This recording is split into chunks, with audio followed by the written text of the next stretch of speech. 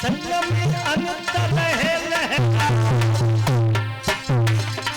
अरे जोड़ी कट गई है रे भैलन की कर दही लोटन की भरना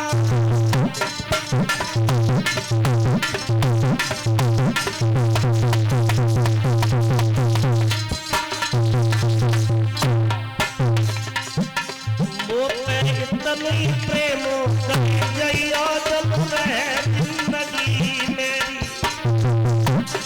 भैया इतन प्यार जइया जल रहे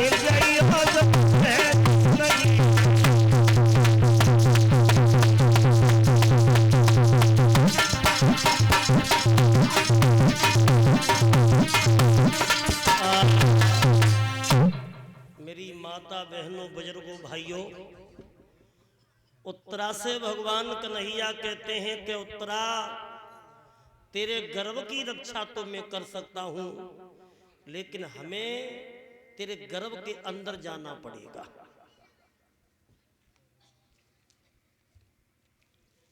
भगवान को क्या पड़ी थी गर्व के अंदर जाने की, लेकिन उत्तरा के गर्व की रक्षा करने के लिए भगवान माया रूपी कवच पहन करके और उत्तरा के गर्भ में भगवान जब गए हैं तो गर्भ में क्या देखा कि गर्भ में जो बाण था वो बाण उस बच्चे को जला रहा था। कलश वाली बेटियां, जिन बेटियों ने कलश भरे हैं वो खड़ी हो जाए। जितनी भी कलश वाली कन्या आवाज मेरी सुन रही हो, अगर पंडाल में नहीं आई भी हो वो भी कन्या आ जाए। ये कुछ लोग बेटियों का सम्मान करेंगे। जो बेटियां आ जाए बेटा सामने।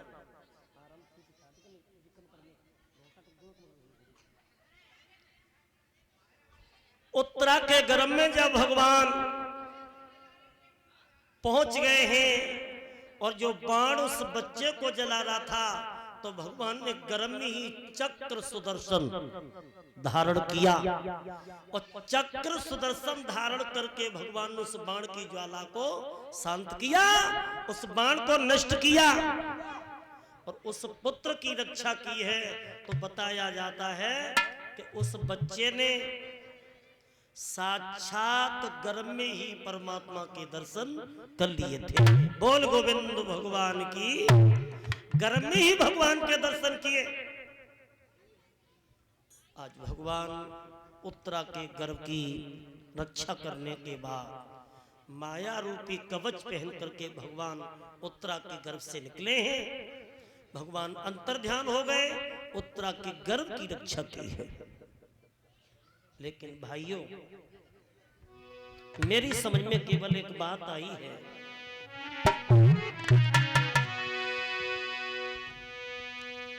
अरे होते सब होते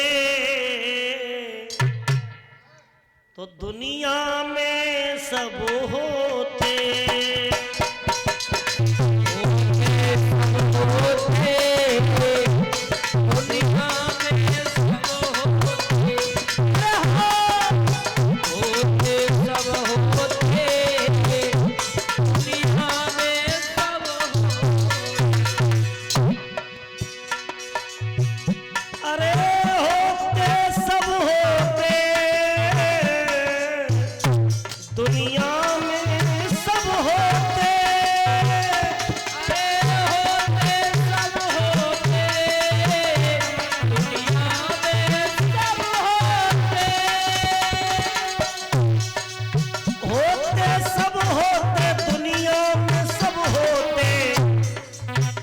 यदि भक्त नहीं होते तो भगवान नहीं होते।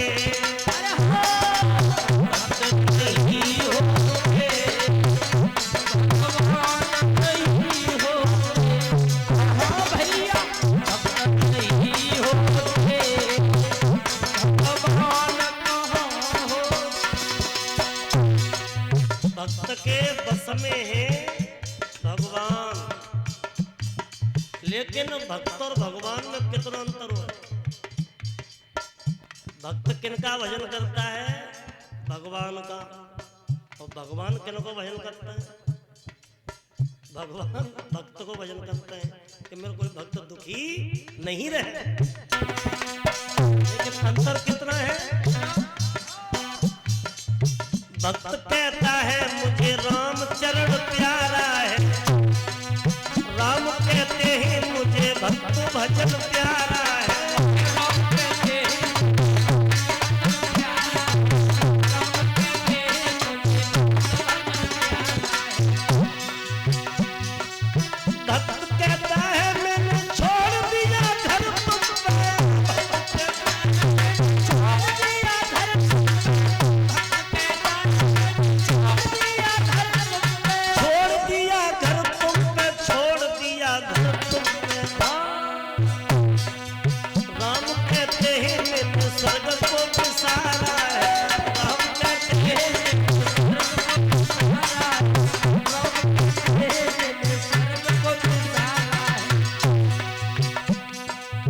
भक्त कहता है मैंने खाक रमाई तन पर,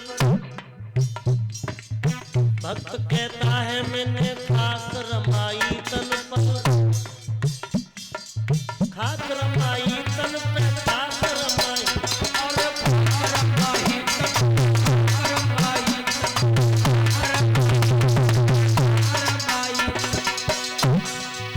भक्त कहता है मैंने खाक रमाई तन पर,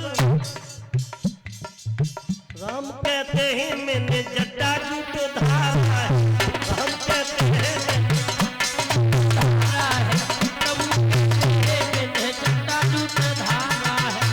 इसीलिए अरे यदि भक्त नहीं होते तो भगवान नहीं होते,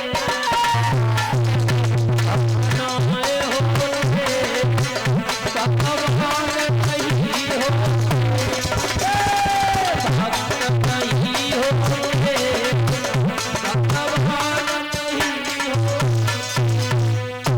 यदि भक्त नहीं होते तो भगवान नहीं होते। उत्तरा के गर्भ की रक्षा करके भगवान अंतर्ध्यान हो गए माताओं, और 9 महीने के बाद उत्तरा के गर्भ से एक बालक का जन्म हुआ। तो उसी बच्चे का नाम क्या रखा गया? परीक्षित। बोले परीक्षित महाराज की। अब तुम्हारा जन्म हुआ है परीक्षित महाराज। हाँ, परीक्षित का जन्म हुआ। लेकिन एक बात और बताते चले कि परीक्षित ही नाम क्यों रखा गया? परीक्षित नाम इसलिए रखा गया कि जब ये बालक पैदा हुआ तो पैदा होने के बाद ये बालक चारों तरफ देखने लगा, और चारों तरफ देखने लगा और सोचने लगा कि हमें सब कोई दिखाई दे रहा है, लेकिन जिस रूप ने मेरी गर्भ में रक्षा की थी वो रूप हमें दिखाई नहीं दे रहा। तो विद्वानों ने सोचा कि ये बच्चा दूसरों की परीक्षा कर रहा है, पर धन इच्छित, दूसरों की परीक्षा करता है, तो इसका नाम होगा परीक्षित। अब धीरे धीरे ये परीक्षित आंगन में अब तो बड़े होने लगे हैं, और भक्तों भगवान कन्हैया ने सुना भगवान कन्हैया भी आए हैं, तो पांडव बड़े खुश हैं कि हमारे घर में बालक का जन्म हुआ है। लेकिन भगवान कन्हैया कहते हैं कि पांडवों, खुशी का समय है, लेकिन तुमको कुछ पता है? कुरुक्षेत्र में अभी भीष्म पितामह बाणों की सैया पे, उन्हें जाकर के देखो तो भक्तों पांचों पांडव और द्रौपदी और भगवान कृष्ण जिस जगह भीष्म पितामह बाणों की सैया पे अंतिम श्वास चल रही थी और वहीं पांचों पांडव द्रौपदी को लेकर के भगवान कृष्ण के साथ में जा रहे हैं।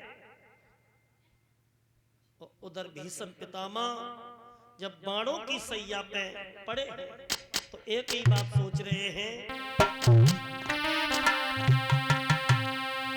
अरे सरसैया पे पड़े पितामह सोच करे भारी,